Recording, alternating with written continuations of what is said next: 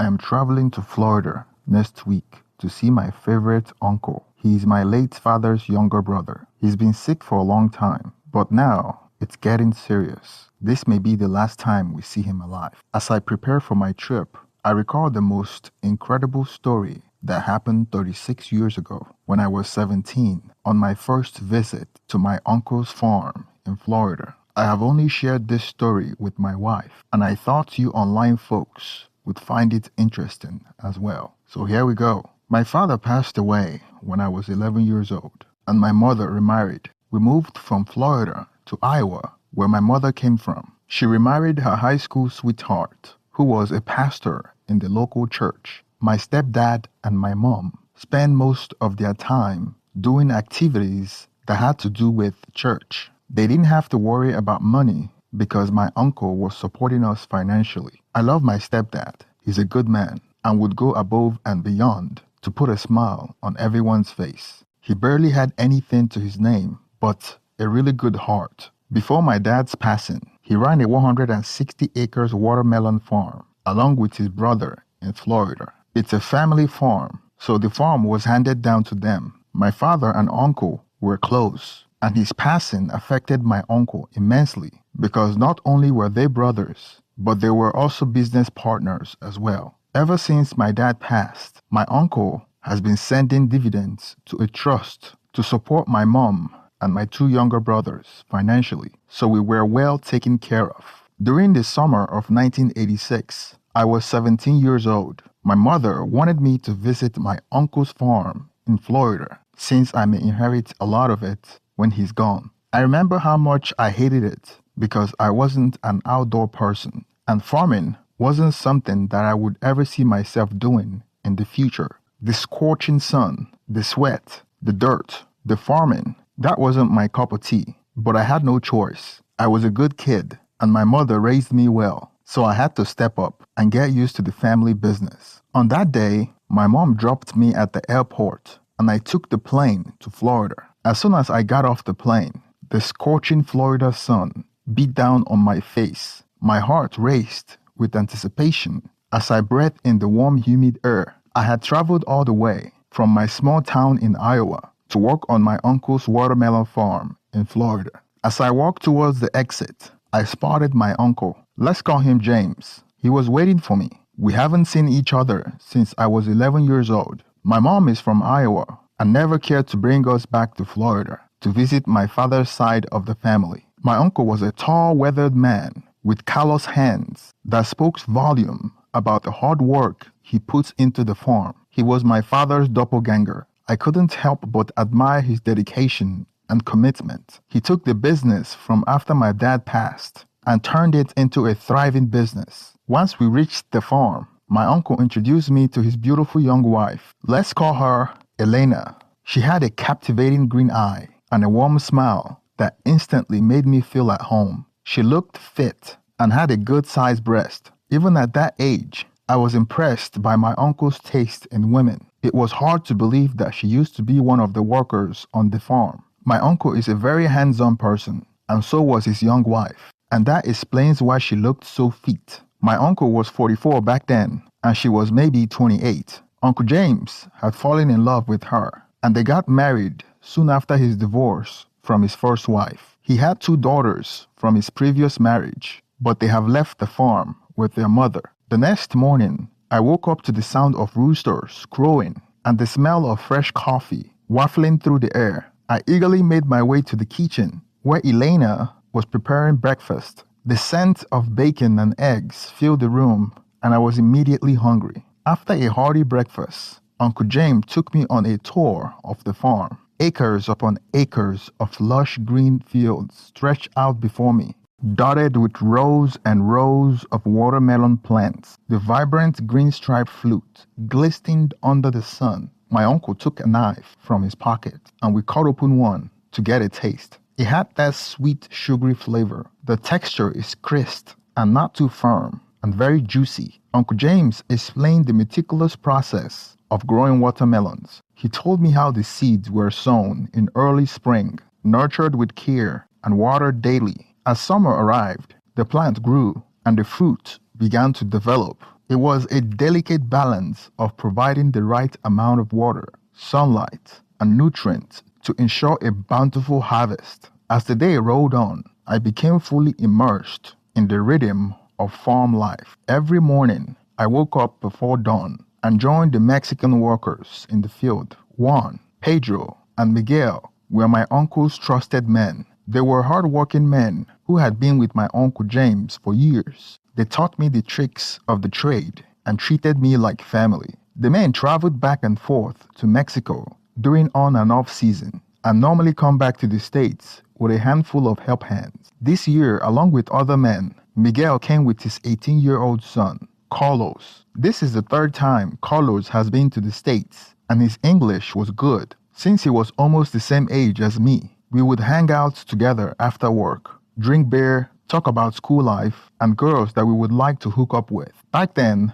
I was still a virgin and had all the girls that I had crush on. There were some girls that work at the farm, and Carlos would talk about the ones that he had already had access with. As a virgin, I remember enjoying listening to his stories, and I thought he was cool and had the confidence that I wish I had. Elena is the operational manager. She drove around the farm to monitor and coordinate resources in my uncle's absence, and she makes sure that the operation is running smoothly while my uncle coordinates logistics and other things. She's fluent in Spanish as she's from the same country as the workers. Most of my time were spent learning driving and fixing farm machinery. I would drive the tractor with the conveyor around the farm towards wherever the workers were picking the watermelon so they could place them on the conveyor belt. We worked tirelessly under the scorching sun, our bodies glistening with sweat and our hands covered with dirt. The work was physically demanding,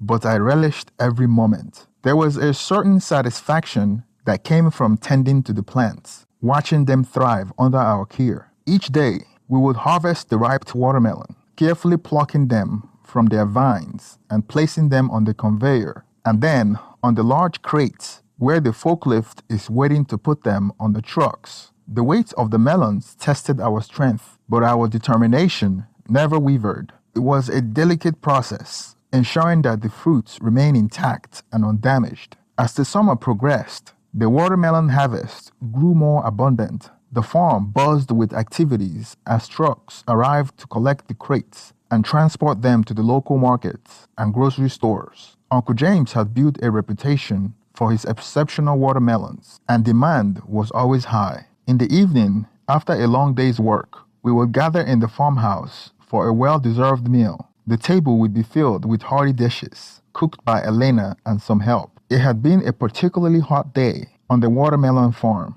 and as the sun began its descent, casting long shadows across the farm, that day I had planned to go to a local pub with Carlos, as such has become our tradition. But he was nowhere to be found. It wasn't like now that you can reach out to people on their cell phone. So as I waited for him to show up, I found myself lingering on the farm, reluctant to leave the surrounding that I have come to love. The air was thick with fragrance of ripening watermelons, and the distant sounds of birds enveloped me in a sense of tranquility. As I strode through the rows of vibrant green watermelon plants, their lush leaves rustling soft in the breeze, a flicker of movement caught my eye. Curiosity piqued. I followed the sound of the motion and found myself near a small shed where we normally store some equipment, but we don't use it often. The small withered building stood at the edge of the farm, tucked away from the main farmhouse. Feeling an inexplicable urge to investigate further, I approached the quarters cautiously. Chopping sounds and soft moaning floated through the air, and a mix of anticipation and trepidation filled me. Peering through an open window, I caught a glimpse of a scene that would forever be etched into my memory. There, in the dimly lit room, lay a woman, and Carlos was on top of her. Carlos was going to town on this woman, and the sound of their skin on impact sounded like a hatchet chopping wood. I thought the woman he was having excess with was one of the female workers, so I hid outside the window and just stared at them. Few minutes later, when they began to change position, I was horrified to find out that the woman he was having excess with was my uncle's wife, Elena. I was shocked. She was locked in a passionate embrace with Carlos at this point, their bodies pressed against each other as they continued to have sex like wild animals. Time stood still as I tried to process the sight before me. My mind raced with a whirlwind of emotions, confusion, betrayal, and a sense of disbelief. How could this be happening? I had looked up to my uncle and admired the seemingly perfect marriage he and Elena shared. But now, everything had been shattered by this unforeseen revelation. I quickly withdrew from the window, my heart pounding in my chest. The weight of this newfound knowledge settled upon me like a heavy burden. Should I confront them? Should I keep the secret locked away, preserving the illusion of their happy marriage? This question swirled in my mind, each answer carrying its own set of consequences. As I made my way back to the farmhouse, I couldn't shake the image that had unfolded before my eyes. My emotions were in turmoil, torn between loyalty to my uncle and the moral dilemma of concealing the truth. Once familiar farmhouse felt foreign, and the atmosphere seemed tinged with a sense of unease. The following day, I found myself silently observing Elena and Carlos, watching for any signs of their secret tryst. Their attraction appeared normal. Their smiles and conversation disguised the dangerous affair that existed beneath the surface. But I couldn't ignore the truth that had unveiled to me that fateful evening. Finally, unable to bear the weight of this secret any longer, I resolved to confess to my uncle. One evening, after work, I took a deep breath and approached him. "Uncle James," I began, my voice quivering with a mix of trepidation and concern. "There's something I need to tell you, something I saw." His eyes met mine, a mixture of surprise and curiosity. I recounted the evening I stumbled upon the shed and the shocking scene I witnessed. The word spilled forth, carrying the weight of the truth, and my uncle's expression transformed from confusion to disbelief. For a few moments, silence enveloped us, broken only by the chorus of crickets in the background. The truth hung heavy in the air, charged with tension and disbelief. My uncle's eyes narrowed as he processed the shocking revelation I had just shared with him. Time seemed to stretch as he sat there, his face a mixture of anger, hurt, and confusion. Finally, breaking the silence, my uncle spoke, his voice laced with raw emotion. "How could she do this? How could she, after everything I have done for her?" He muttered, his voice trembling with a mixture of betrayal and disappointment. Without another word, he stood up, his footstep heavy as he made his way into the farmhouse. I followed him, my heart pounding with anxiety, unsure of what would unfold next. Inside, we found Elena sitting on the kitchen table, her face etched with surprise as she saw the anger etched upon my uncle's face. "Elena," my uncle's voice was strained, filled with hurt and anger. "How could you do this to me, to us?" Elena was confused, asking what she had done. My uncle told her that she was caught sleeping with Carlos. She tried to deny it, but I spoke up and told her that I caught them both in the shed. Elena's eyes darted from my uncle to mine, realization washing over her features. The silence hung heavy in the room as she struggled to find the right words. "James, I am sorry," she finally choked out, her voice quivering with remorse. It was a mistake, a moment of weakness, but my uncle's anger had simmered into a quiet determination, a mistake that shattered our trust. "Elena," he said firmly, "I can't continue to live like this, knowing what you have done." The days that followed were filled with tension and heartache. Carlos and his dad got fired, and Elena was thrown out of the house the following day. My uncle consulted with lawyers and navigated the complexity of divorce proceedings. As rumors spread, the once harmonious farmhouse became a battleground of emotions, as the truth created sadness and tension around the farm. During this time, I watched my uncle grapple with the pain of betrayal and the need to move forward. It was a painful process, marked by tears and heated arguments, and a sense of loss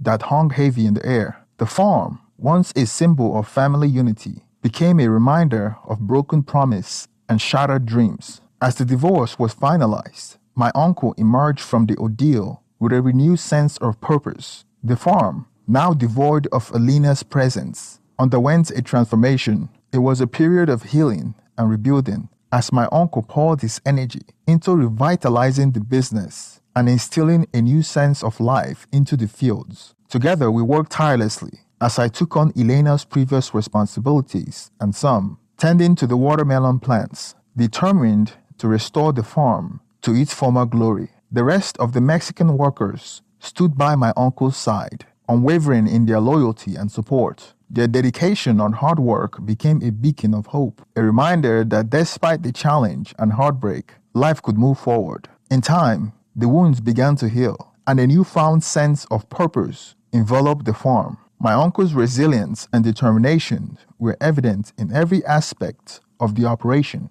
and the watermelon harvest flourished once again. The summer on the watermelon farm had become a transformative journey for beyond what I had initially anticipated. The journey of inheriting the farm had become overshadowed by the unexpected revelation and the subsequent divorce. Yet, amidst the pain and turmoil, valuable lessons were learned. I learned about the fragility of trust and the importance of honesty and communication in any relationship. I witnessed my uncle's resilience and his unwavering commitment to rebuilding not only the farm, but also his own life. As the years passed, the farm flourished under my uncle's care, becoming a testament to his determination and resilience. And while the scars of the past remained, they serve as a reminder of the strength and the growth that can emerge from even the most challenging circumstances. Thank you for staying to the end of this video. Please share your opinion on the comment section and don't forget to like